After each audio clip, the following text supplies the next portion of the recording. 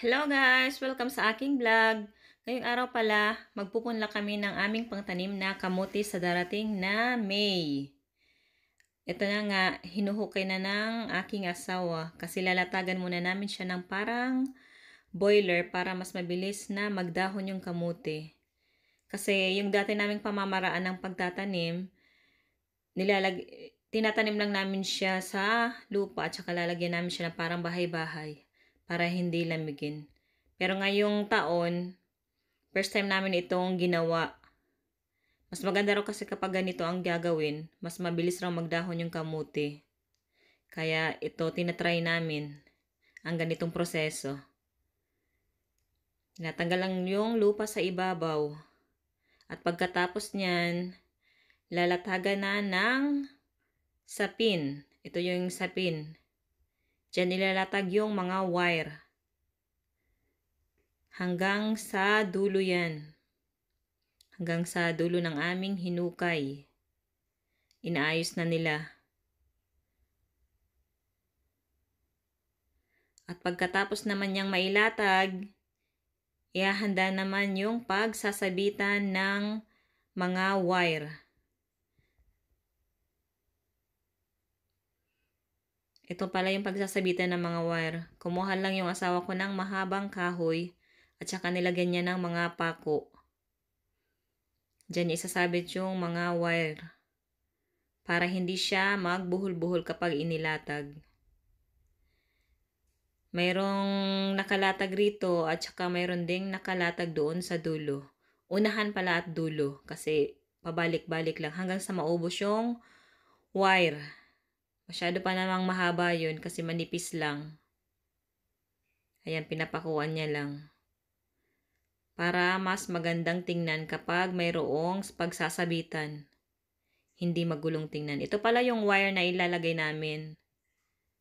Manipis lang siya. Ayan, ang dami. Masyadong mahaba.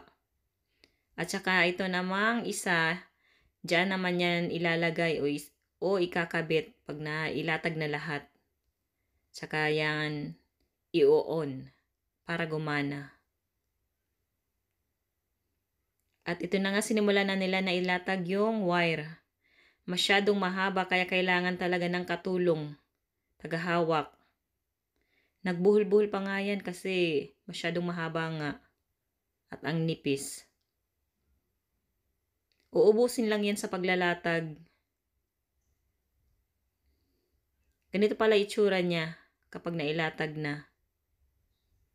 Ayan. Ganyan. Mas magandang tingnan. At pagkatapos, ibabalik naman ulit yung mga hinukay na lupa. Ilalagay ulit yan sa ibabaw. At dyan kami magpupunla nung aming pangtanim na kamote. Inaayos na nila. Ito pala yung aming pangtanim na kamote. May mga na tumutubo na mga dahon. Ganito lang naman ang pagtatanim. Susundan mo lang yung parang mga guhit-guhit na ginawa ng asawa ko. At saka tatabunan niya ng lupa. Tuloy-tuloy lang yan hanggang sa matapos. Ibabaon mo lang at tatabunan.